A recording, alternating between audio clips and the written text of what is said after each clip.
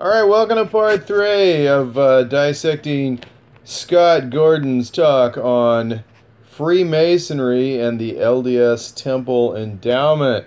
His little apologetic spiel in somewhere in Italy, maybe it was Rome. So we're on part 3 of that now. Scott's been trying to obfuscate any connection between Freemasonry and the dark side of the Force. And then again, minimize anything between Mormonism, especially within the Temple Endowment, and Freemasonry. He's also tried to divorce the Illuminati from Freemasonry, and divorce Freemasonry from anything religious or political. So we've pretty well busted him on that because we were able to document Albert Pike's stating that Freemasonry was a religion and that their god was Lucifer. So, right out of his own writings in the Morals and Dogma of the Ancient and Accepted Scottish Rite of Freemasonry.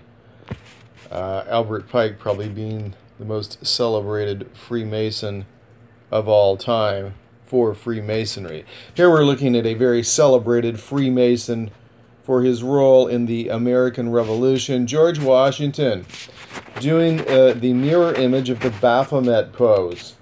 Baphomet, the androgynous goat god, goat human god, that we know is associated with all sorts of things that are really dark and evil. And let's take a look at that. Got some comments on the first couple. Actually, I decided to do this and found this video that we're looking at here from Scott Gordon, thanks to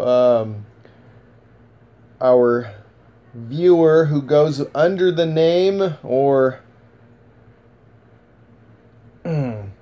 the YouTube handle of When Pigs Fly. So, Mr. When Pigs Fly is pretty knowledgeable about a lot of the things having to do with Mormonism as they relate to the occult, and makes a lot of really good comments. And he alerted us to this particular video that Scott Gordon is really trying so hard to blur the lines between Mormonism, Luciferianism, and Satanism. And Scott's using a lot of technique that he is very skilled at in the art of persuasion. This is not some accidental charisma that these leaders have in the church or in LDS apologetics. They're trained.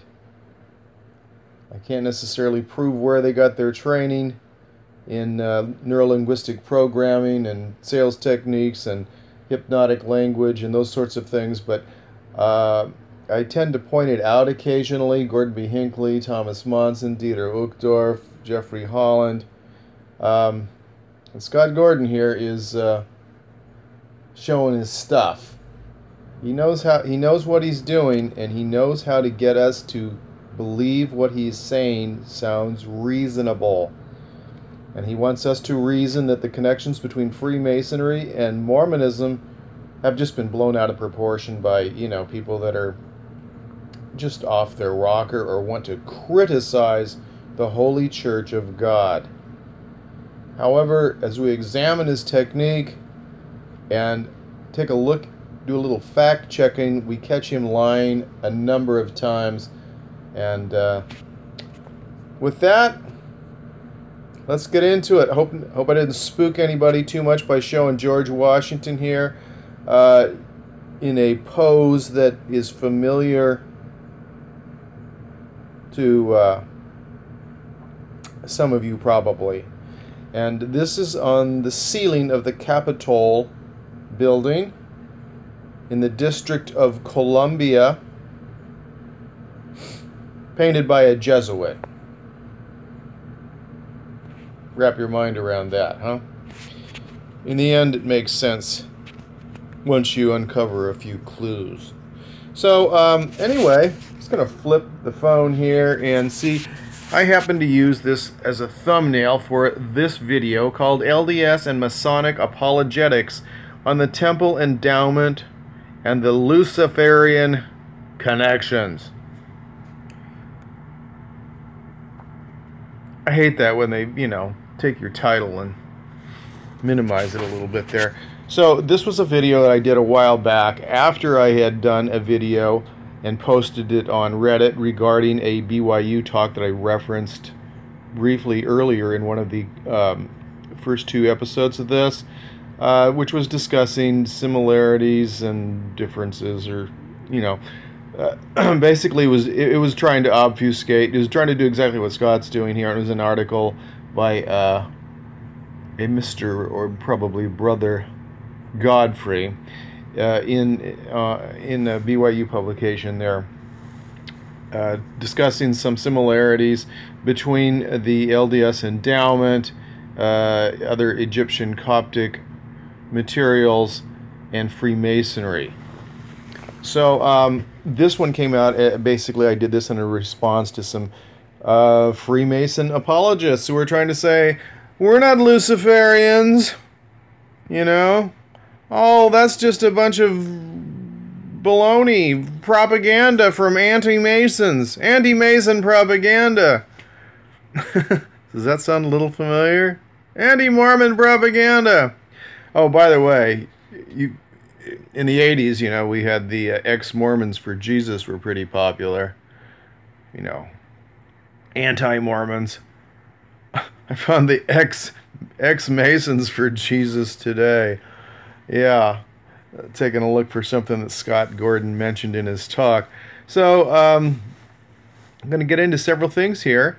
We're going to critique the rest, about the last 13 minutes of Scott's talk, and I think that's what it was. And also I'm going to take a look at some interesting things relative to our topic.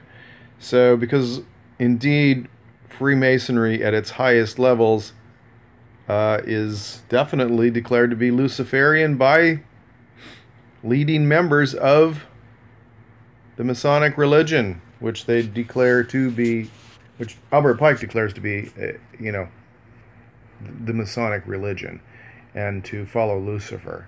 So that's really not something that you'd expect if you're LDS, the prophet of God, the prophet of the Restoration, Joseph Smith, to be using as a source material for the holy endowment.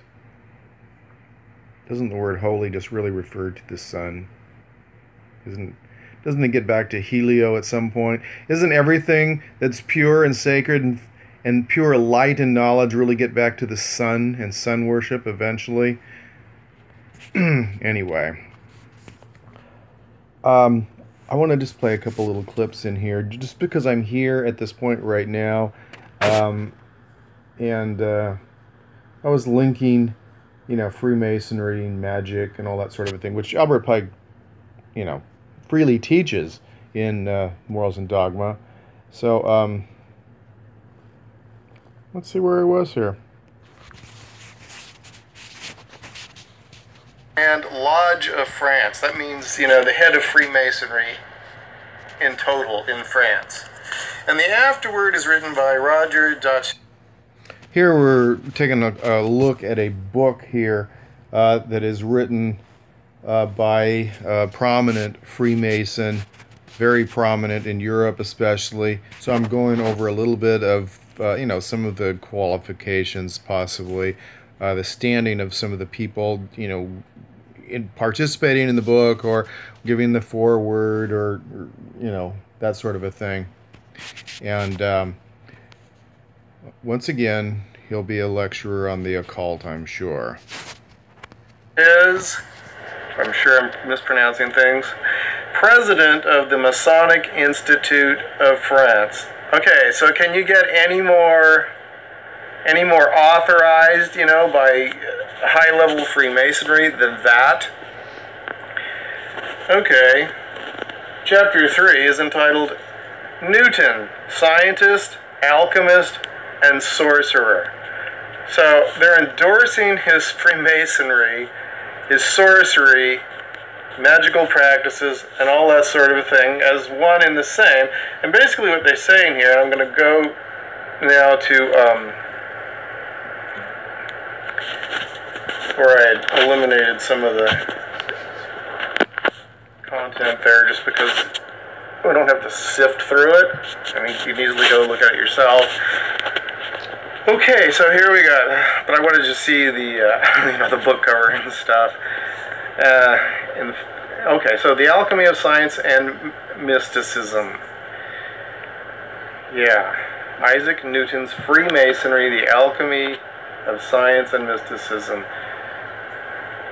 Written by super high-level Freemasons and saying that, you know, it's all magic. Okay, and so why didn't you hear that in school? Well, they basically concealed that. But going down here, you know, great major contributor to the content, I suppose here, Verlet, says, Newton's known work comprises, 1.4 million words relating to theology, religion. Okay, I thought, didn't you think he was just a scientist, like discovered gravity? 500,000 to alchemy, in other words, magic and chemistry and all that sort of thing, trying to make, things magically, like turn lead into gold or pull a Rumpelstiltskin. And 150,000 to monetary affairs. He was involved, like, with the British monetary system. He was, Sir Isaac Newton, Sir, meaning he was, titled. And 1 million to scientific problems. So basically what they said here is, look at this. But by hiding his secrets away, it wasn't popular with the, church to say you were into magic. Newton the Magus, meaning the magician, also hid the alchemical, hermetic, and esoteric dimensions which elucidated, means put light upon, his research. Okay, so from this point of view, victorious science made its complex matrix disappear. So in other words, those who published the books left out the part, about him being a magician. Kind of like they left out the parts of various other guys, like that contributed maybe to Darwin's theories, I don't know, Swedenborg, Hegel, Kant, whatever. So they left out the part, they keeps the parts where it talks about survival of the species, but he leaves out the part where he says, they tell him that it was revealed by, from a seance with men on Saturn, because that doesn't sound quite the way they want to have it sound in science. So, and I'm going to skip over, and something else I got out of Albert Pike's Morals and Dogmas, 861-page book. So, you got the quotes about Lucifer, and then they try to knock them, but it's pretty hard to do. And so, there's... I clicked into some chapters there, and so in the chapter on Master of the Royal Secret, that's a degree of Freemasonry. Here's some of the things we see. Okay, the occult science of the ancient magi, in other words, the ancient magicians, was concealed under the shadows of the ancient mysteries. It was imperfectly revealed, or rather disfigured by the Gnostics. That's basically kind of a version of the Christians, early Christianity. It is guessed under the obscurities covered and pretended by the crimes of the pretended crimes of the Templars. In other words, the Catholic Church had had the Templars with them, and then they killed them. They, Friday the 13th,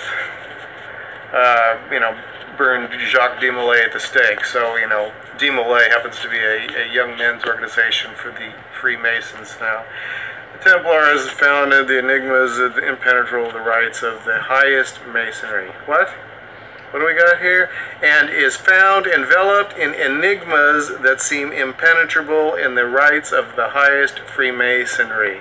Magism, and it was the science of Abraham and Orpheus, of Confucius and Zoroaster, like Zoroastrianism, it was the dogmas of this science that were engraven, blah, blah, blah, they talk about Moses, so, and the Holy Kabbalah. So basically what you see is we've got a merging of Christianity and magic. Okay, he goes on to say, the celebrated order of the Templars that became for all the secret associations of the Rosicrucians, in other words, Rosicrucians, of the Illuminati, of the Hermetic Freemasons. The reason of their strange rites and their signs, more or less conventional, and magic is that which is, it is by itself. Like the mathematics, it is the exact and absolute science of nature and its laws. Yeah, that's right. This is Albert Pike. What does he talk about here? See if anything sounds familiar, LDS people. The primary tradition of the single revelation has been preserved under the name of Kabbalah by the priesthood of Israel. Oh, I thought that we were somewhere else. Magic unites in one and the same science whatsoever philosophy can possess, that all truth can be circumscribed into one great whole in the gospel. It is not in the Buddhism of the ancients that we must look for the footprints of science and rediscover the mysteries of knowledge. The priests of Egypt knew it better than we do. Oh, I missed one somewhere where they were talking about the priesthood, and at any rate, are we seeing magic? Are we seeing magic equated with science and Freemasonry? Yeah, we are. So everything they tried to say was like, you know, some kind of propaganda, conspiracy theory. It's, you know, it's right in Morals and Dogma. And Albert Pike was a very bright man. He was, you know, a man who wrote a lot of history. And so it's not just for the Scottish rite of Freemasonry. He wrote the roots that came from the mystery schools. Oh, that's what I wanted to find. Oh, ancient mysteries. And the sciences originally concealed the sanctuaries. The Elohim. Hey, that sounds familiar. Tree of knowledge of good and evil became the tree of death. For 6,000 years, the martyrs of knowledge. Anyway, the mystery schools is where he said it came from. Wish I could have shown that one. Anyway, supposedly the opposite of Christianity, you know, is what we're told by the Catholic Church, essentially, and its offspring in Protestantism. So, what is supposed to be opposites, apparently, it seems to be blended by Joseph Smith and others, and apparently was in the beginning together, as according to Albert Pike anyway, that Christianity and magic were one. And evidently with Joseph Smith they were, obviously. He was a magician with his, you know, seer stone long before he was making claims to, you know, being deciphering plates through his seer stone. Okay, so how does the whole apologetic thing work? Well, what we see is that they try to make things appear in a way that is not compatible with what they really are. Having to do with Albert Pike and his ability to write authoritatively about Freemasonry and its origins, I wanted to go ahead and document just a little bit more here. One of the reasons is because I was attacked by Freemason defenders in the article mentioned, and some of the things I was being affronted with were, oh, he only had to do anything with the Scottish Rite, and it didn't apply to anything but the Scottish Rite, and you know, all this sort of thing.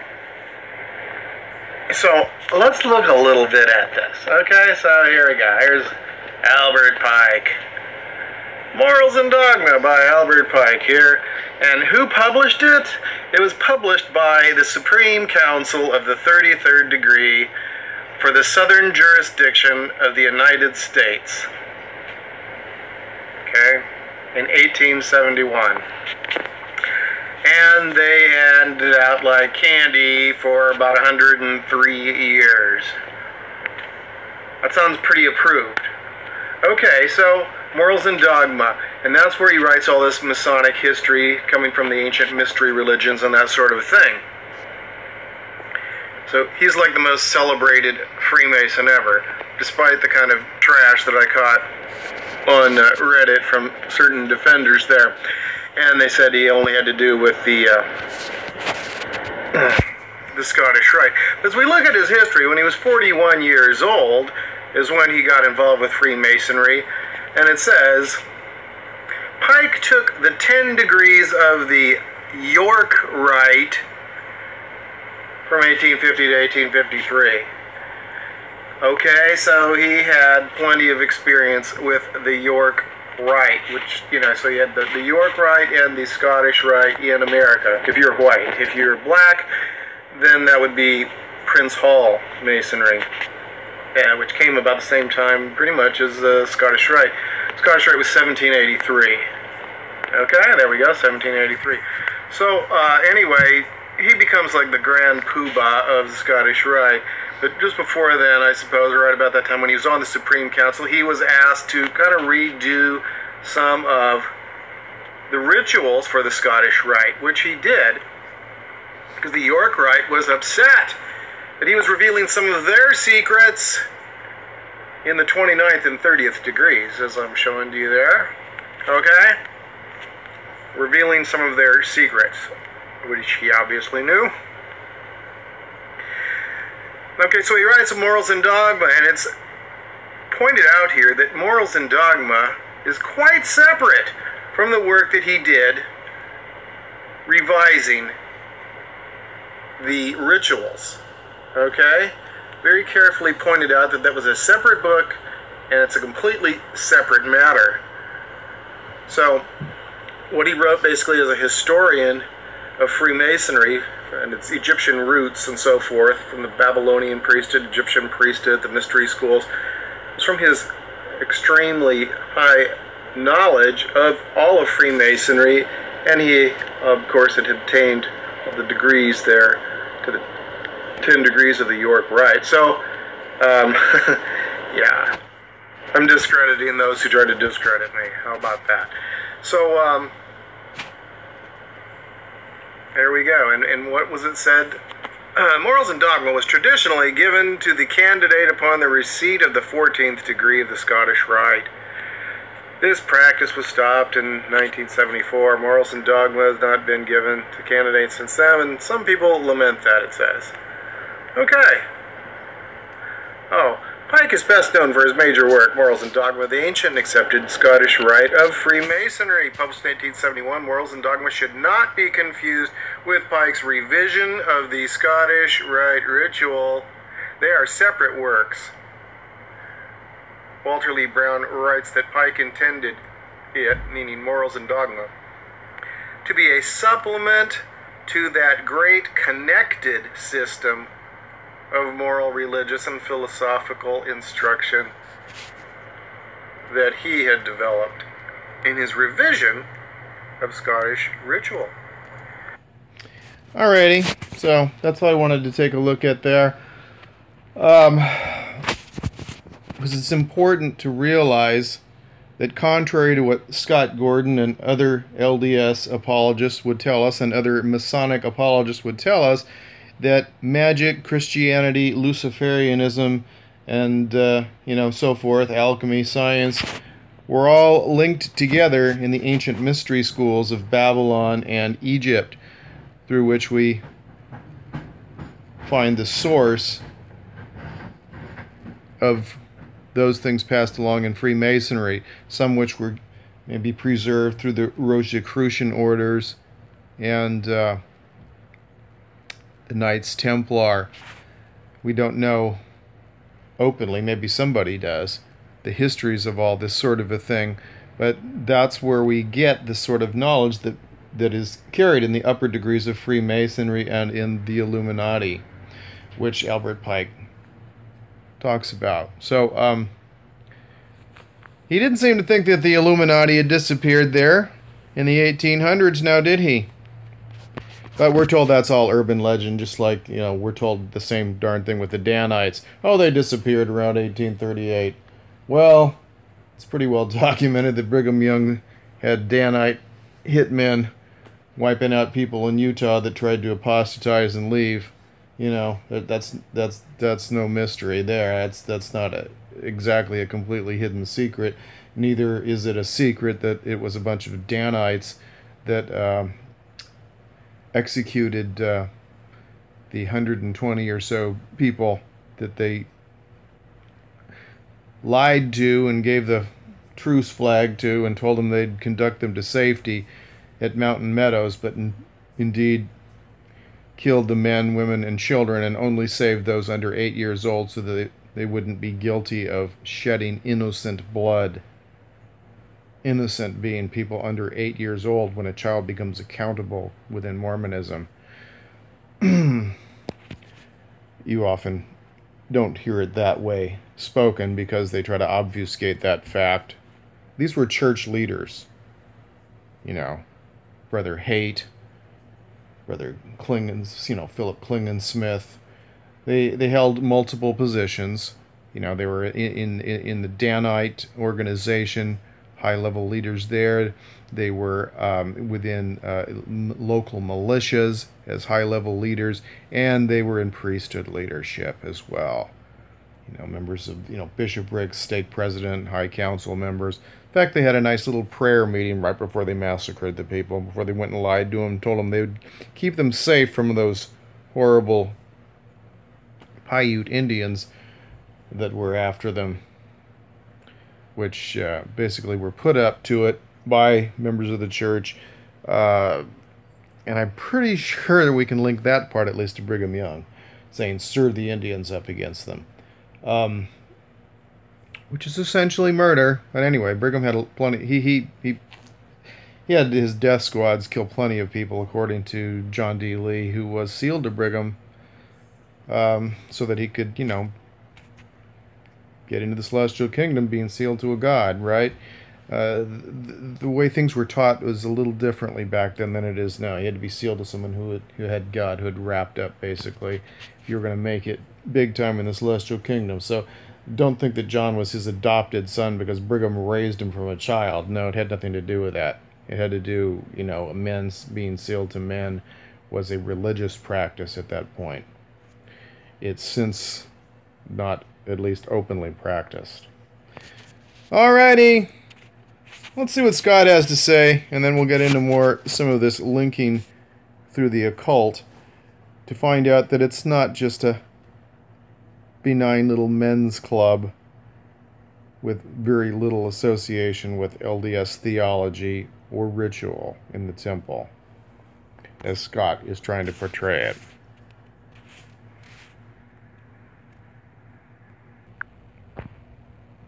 All right, we're picking up Scott here in minute 35. Mormons and the anti-Mormons both believe who were familiar with both ceremonies. This is a group that knew the Mason ceremony and knew the temple ceremony. And they didn't believe there was a connection, the temple was Masonic. Why does the question of connection still exist today?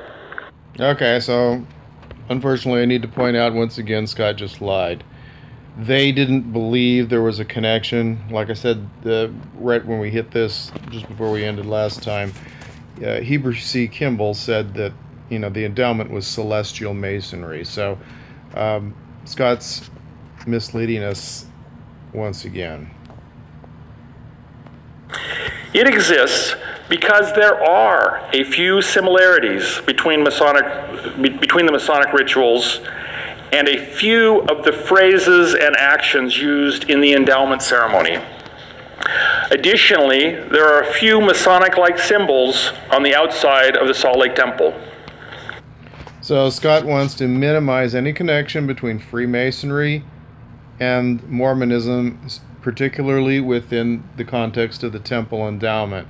And by that, what he does, like we went over, in the other video, was the fact that he tries to say, well, since the endowment and the, Masonic ritual in various, degrees of masonry aren't all exactly alike, that just means that it doesn't mean anything. Whereas the fact is that Joseph Smith put together a mishmash of Freemasonic ritual, Luciferian teachings from high-degree Freemasonry, teachings of Emanuel Swedenborg, and his version, Joseph Smith's, new version, inspired version of Moses or Genesis that we have as far as the, creation of the earth and Garden of Eden scene, with some slight alterations. So just because you're copying from, 4 different sources or so doesn't mean you didn't copy from one of them. It just means that you copied from various sources and then got a little bit creative with it and maybe added a bit of your own to spice things up. It's still plagiarism. It doesn't mean you have to get it all from one source. Scott knows this. So let's talk about the similarities. And we'll first talk about the symbols on the Salt Lake Temple. Before the Salt Lake Temple was built, Brigham Young sent architects all over Europe to look at the many great cathedrals. We have beautiful cathedrals here, don't we? We have Duomo. Okay, so quickly again, last time we said, yeah, okay, great. So why is Brigham sending architects to go check out things from the Church of the Devil? Okay? Brigham preached that the Catholic Church was the Church of the Devil, and yet he's sending out his architects for ideas on how to make the Salt Lake Temple like Catholic cathedrals. Would you do that? Should we go check out the Temple of Satan just to see how to make our next temple? We have lots of beautiful things. And the architects looked at those first before they built the Salt Lake Temple. I was just talking to one of the YSA members yesterday, and she was commenting on all the many symbols on the Catholic Church in her town that were like Masonic symbols. But it's likely that they got many of the ideas to design these symbols from here in Europe. And Matthew Brown goes further in his book, Symbols in Stone, and he comments that Joseph Smith talked about many of these symbols even before he was involved in Masonry. So many of these symbols have deep roots in Western Christian culture. And here's another place where Scott's obfuscating or confusing us on this, or attempting to. He's successfully confusing some people, I'm sure. And so what he'll try to do is basically say, well, the roots are within Christianity, and Joseph Smith is just such a good Christian and so forth that he's sourcing this from Christianity. But as we learn, the more we delve into Freemasonry, that the roots of Christianity as well as Freemasonry are found in the mystery schools of Egypt and Babylon. So he's going to confuse us as to what the real source is and pretend that Christianity is the source when it's associated with these teachings in Freemasonry or in the Catholic Church because of going back further, predating Christianity and predating Judaism. We can find things like handshakes, stars, pentagrams, the all-seeing eye. There's one large anti-Mormon website, and it claims the phrase, "Holiness to the Lord," which we find on all the temples, has been copied from the Masons, because the Masons also have that phrase in some of their buildings. But now, actually, this is exactly where I left off yesterday now, isn't it?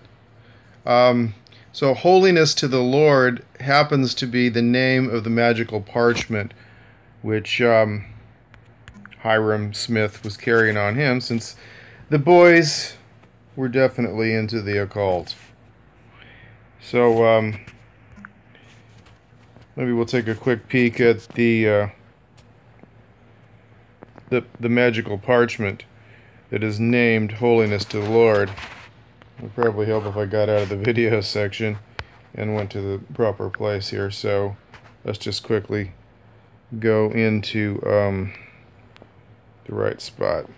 Let me hit alright, into my secret combinations folder here.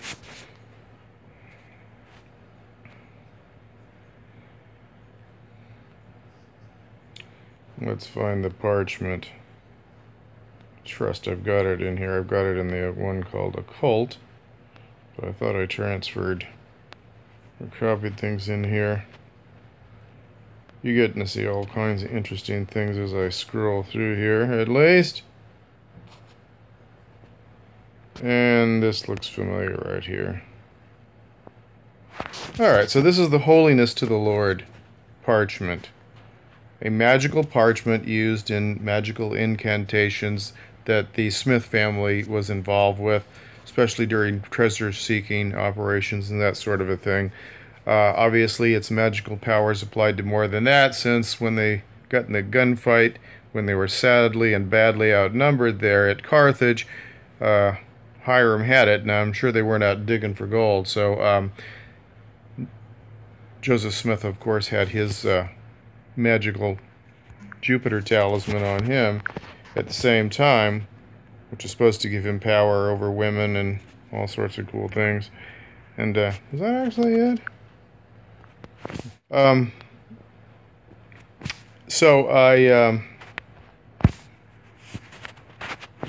regress. We will go back to our Scott Gordon now. That phrase occurs several times in the Bible. Oh my gosh. In connection with temples. It's all from the Bible. So I think it's much more likely the Bible, or God, was a source for that phrase than the Masons. It's much more likely. Like I said, they both have a common source. It's not that the Bible is the source. These things predate the Bible. Scott's trying to minimize these connections, but he's minimized himself into the right-hand corner. So let's talk about the ceremonial similarities. Masonic temple. The temple endowment ceremony is presented as a ritualistic drama. The Masonic ceremonies are presented as a ritualistic drama. So in that general form, they're similar. The endowment ceremony starts with the creation in the Garden of Eden and moves us into God's presence.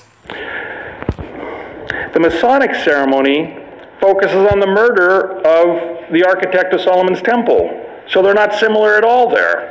Okay, now there's some critics who have written, aha! There's the Garden of Eden in the Mormon temple ceremony.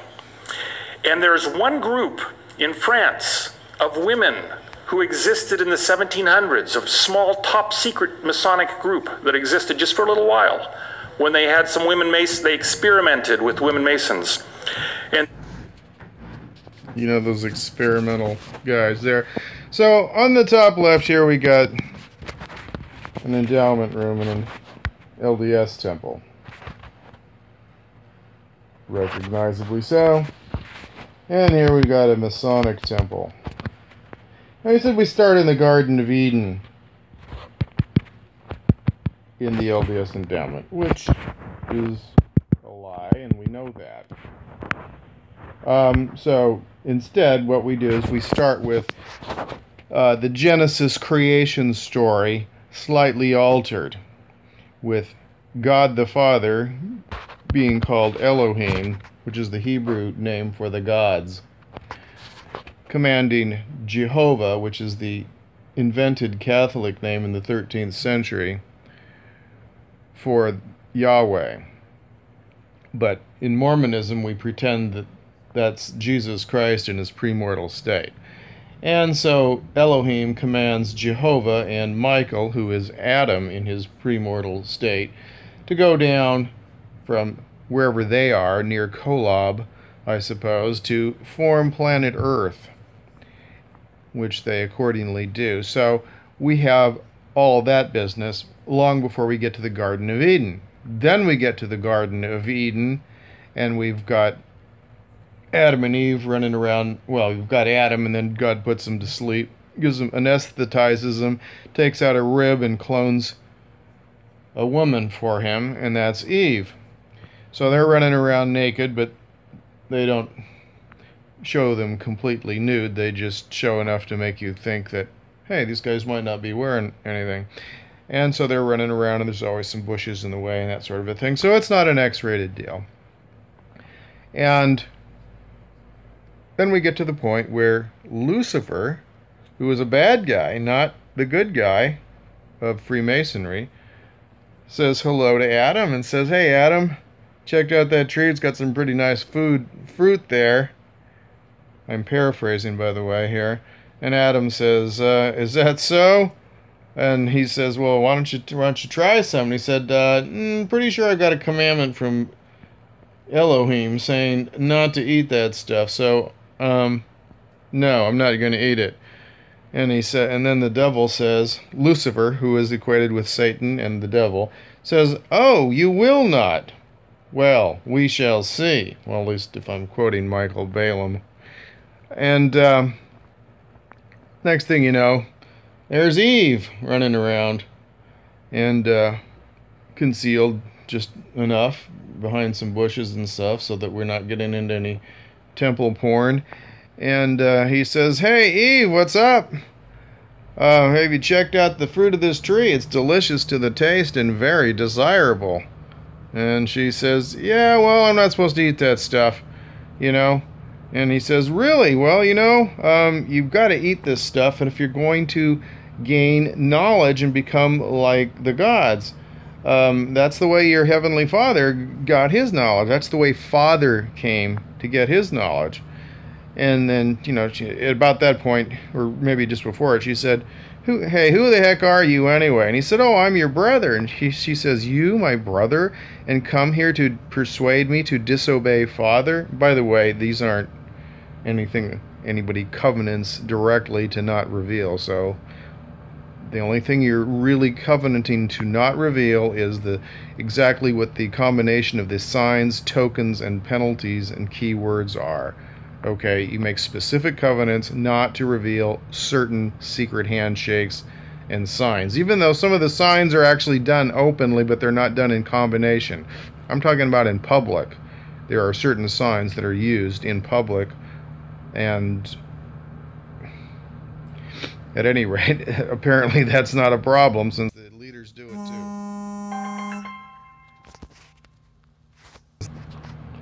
Away with you, telemarketers.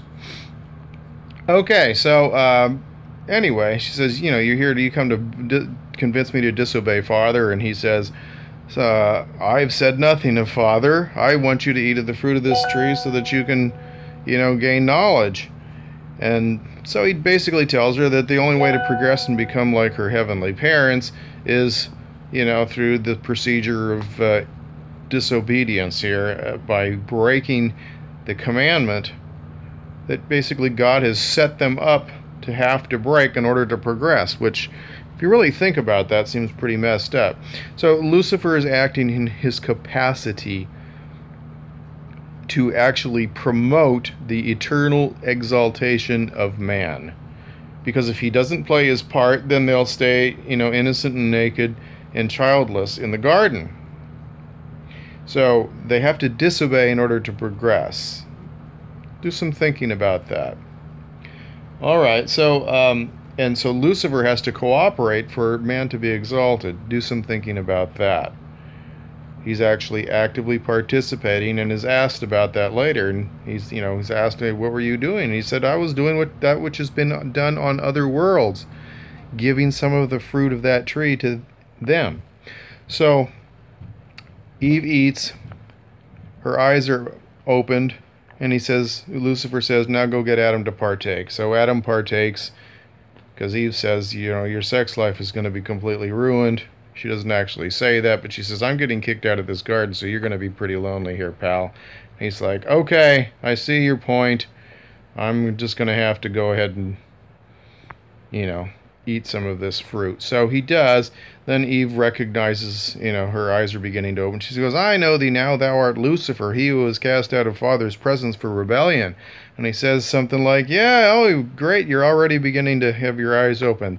Then they hear the voice of the Lord coming, and they say, I hear Father. And Lucifer says, it's time for a quick lesson on modesty here. Why don't you get some fig leaves so he doesn't check out how naked you are? So they go get some fig leaves, and they have that nice little meeting together in which everybody's asked, hey, what took you so long? Oh, well, I noticed we were naked, so we had to go get some fig leaves and, make aprons. And he's like, oh, God's like, so who told you were naked? Did you eat from that tree? And he said, well, you told me that this woman had to stay with me. And you know, she ate, so I was just, you know, doing what you said, making sure I stayed with her, since she'd be cast out, you know, is implied. And he's like, Eve, what's up? And she goes, the serpent beguiled me. And so, yeah, he's called the serpent there, even though he's played by a man. And then he's like, God says, Lucifer, what have you been doing? That's when he says, well, I've been doing that which has been done in other worlds. What is that? I've been giving some of the tree of fruit of knowledge of good and evil to them. All right, now you're going to be cursed. Oh, so you're going to be like the, you know, you'll dust thou shalt thou eat. You'll be cursed above all the beasts of the field. It's like, well, if you curse me, I'm going to take the seed, you know, the spirits you send to Eve, and I'll possess their bodies. And he said, no, you won't. I'll put enmity. I'll put a, you know, force field or whatever between you and the seed of the woman. And so you won't be able to have your spirits that follow you possess their bodies. And he says, well, great. Well, with that enmity, I'll take the treasures of the earth, and with gold and silver, I'll buy up armies and navies, kings and queens, armies and navies, popes and priests, and reign with blood and horror on this earth. And God says, depart. You know, that words, you know, get lost. So he sulks away, leaves. And there we're left. And at that point, in the Garden of Eden, is where Scott has skipped to. And so then Adam and Eve are given conditions by which that, you know, they can return to the presence of God. So God the Father tells Jesus, hey, why don't you make these kids some better clothes here than these fig leaves? You know, we don't want them to wind up being like vegans or something for the rest of their lives. So he runs off and apparently kills some animals and comes back with some instantly dried and prepared skins, which he's already skillfully sewn into garments. So now they've got their new clothes made out of animal skins. And at that point, we're reminded that these represent the special temple garments. Sometimes people call them magic underwear, that people have already received prior to entering this portion of the endowment, after they do the washings and anointings generally, I guess. Actually, yeah, and you receive the garment right after the anointing. Is that right? Oh gosh, it's been a while. Anyway, yeah, it's after the anointing. So you used to run around in this little poncho with...